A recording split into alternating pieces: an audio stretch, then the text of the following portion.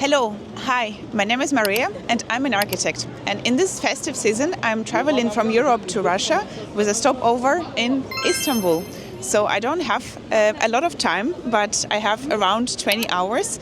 And it's a question, is it enough to spend time here and to enjoy the city? In this video, I think we will find out. So let's start the day, shall we?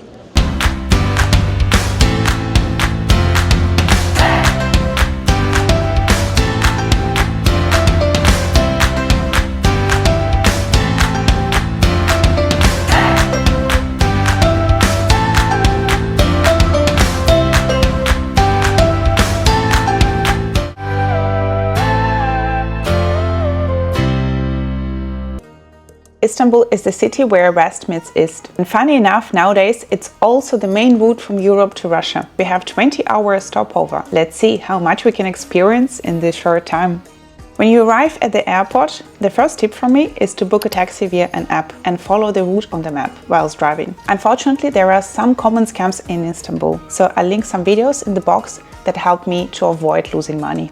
For the night, we decided to treat ourselves and stayed in a beautiful hotel right in the city center next to the sea. It's clearly a building from the early 20th century with an oriental modern style. Before visiting this hotel, I didn't even know that such style existed. The interior is a bit overwhelming. There are lots of going on, I understand, but some details that reflect local traditions are absolutely stunning, like this lamp, for example, or those. I love spotting these obvious yet very cultural elements in the hotels. And the cats. Oh my god, that's a whole different story. They're literally everywhere. Cats have been valued for controlling rats population, especially during the Ottoman era. They protected food supplies and mosques. Today, they're a symbol of Istanbul, of its charm and hospitality. I promise you, you'll see more of them in this video. The rat street food stands in Istanbul are iconic and incredibly popular with both locals and tourists. They mainly sell simit, a circle bread covered in sesame seeds, often called the Turkish bagel. It's crispy on the outside, soft on the inside. I didn't try it this time, but considering food prices, it might be my breakfast next time here. This time we had something different planned for the breakfast, which required us to cross Galata Bridge, the one that connects Europe and Asia. Lately though, it's just as famous for its fishing tradition. We weren't particularly lucky with the weather, but the fishermen didn't seem to mind it at all. Each of them had some luck, some more, some less. The water below are rich with fish like mackerels and sea bass, making it a prime fishing spot. This brings us to our breakfast choice. Can you guess? Not doner, but something just as famous here in Istanbul. Balıkçı. Hopefully I pronounced this correctly. This is grilled fish wrap. I asked several locals for recommendations of the place and they all pointed to the same particular place, this one. At first glance, it might not look like much, maybe even a bit suspicious, but trust me, it was tested and approved. Why eat balıkçı in Istanbul? Since Istanbul is surrounded by water, the fish is incredibly fresh, often grilled by the sea, giving it amazing flavor. The smoky grilled fish, crispy onions and soft lavash create a perfect balance of flavors. It's healthy, light and absolutely delicious. The only problem? It was gone too soon.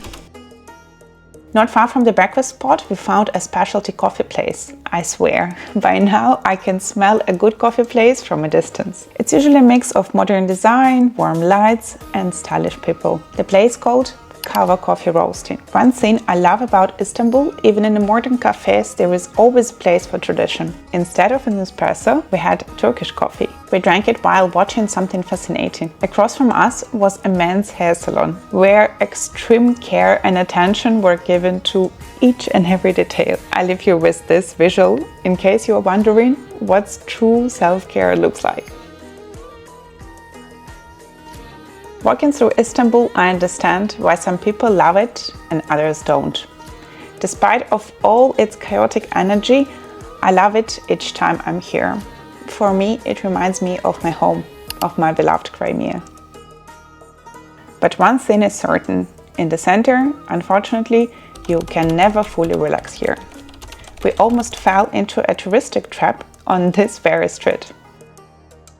Istanbul has always been a major trade hub and is still today. You can find anything, home decor, t-shirts, jeans, souvenirs, all at different levels and quality. I finally found something that I've been looking for, a set of Turkish coffee cups, a dream of my dad's. At first I thought the design was too much, but in the end I realized how special were they. Handmade from copper, these cups were unlike anything you typically find at the markets. So, happily purchased.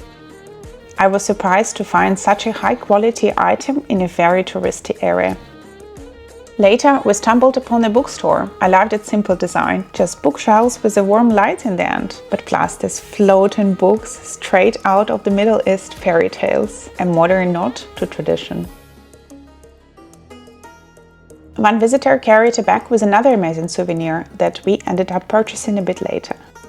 Time for our second coffee stop. We found a stylish place called Le Opera. In a previous video I mentioned how I love finding this kind of places because they bring together the city's fashionable and modern crowd. And well, I love people watching. The interior was fascinating too. Though very modern, it had many reflections to the early 20th century Istanbul, the period that I romanticize a bit. This mural, portraits on the wall, the choice of coffee machine, amazing green color and that red light. Everything gave off a slightly bohemic vibe, isn't it? And of course, the cats were here too. Different colors and types. This district is so close to the nosy touristic areas, yet it feels special and hip. So if you need a break, you can definitely relax here. But we are on the mission to see more, shall we?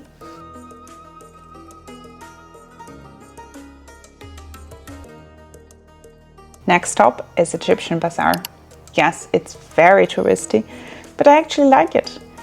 It got its name because it was historically founded by Egyptian merchants. And it was, and still is, a spicy and herb market. These merchants brought goods here from India and Middle East through Egypt. Nowadays, you'll find a wider variety of items, including traditional sweets and souvenirs. Soon we felt hunger and stopped at the cafe for lunch right in the middle of the market. I have to admit, it was difficult to find a decent place on the go. At first, we were hesitant.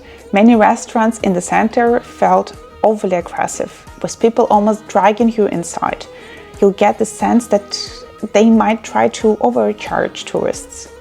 So we stopped when we saw this place, where it seemed that locals were eating here. So for me, it's always a good sign. We stopped and enjoyed a very simple but delicious meal, finishing with some traditional Turkish tea at the end. Now it's time for a historical landmark that you must visit at least once. I was lucky to see it before the government started charging 25 euros per ticket. It's Hagia Sophia. This time we checked the line and the prices and decided that we will visit it some another time. But since architecture is my major, let me tell you about this iconic architectural masterpiece.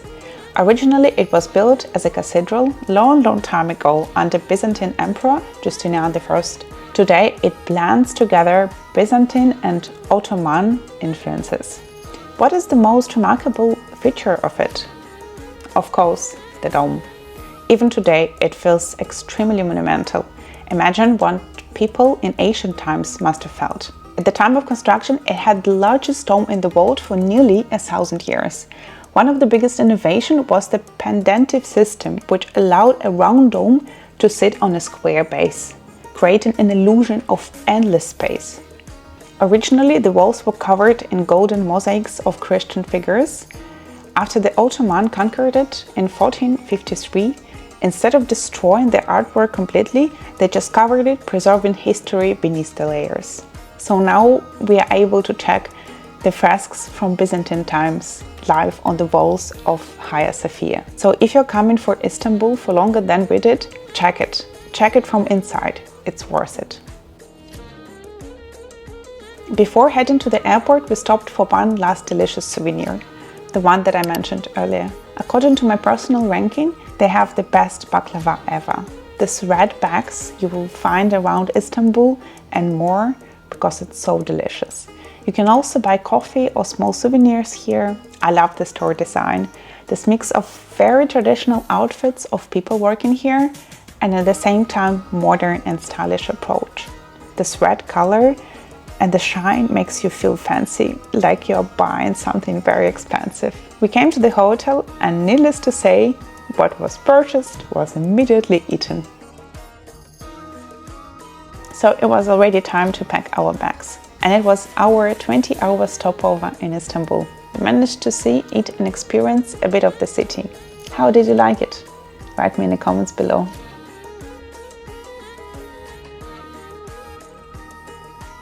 The weather in Istanbul today, all day long, very grey, windy and rainy. But as we remember, that's not the reason not to enjoy even almost 20 hours, not more, in this beautiful city. I have also very mixed feelings after this time here.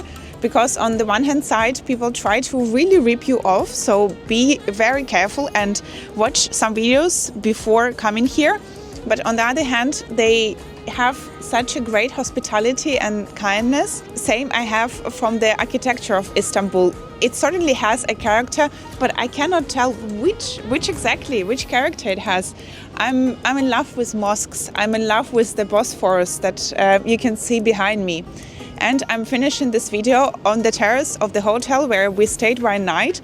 The view from here is just outstanding, really. So I'm hoping and another time from the trip from Europe to Russia, or the other way around, we will also stay and we will be more lucky with the weather. But for now, I'm finishing my video here. I truly hope you enjoyed the time with me and will have some ideas of places to eat, of places to go where you have a limited amount of time. And answering the question that I raised in the beginning of the video, if it's worth to come here, even if you have just like a short amount of hours, I would say yes, definitely. Come and enjoy the spirit, enjoy something new. But for now, I will say thank you for watching and until next time. Ciao!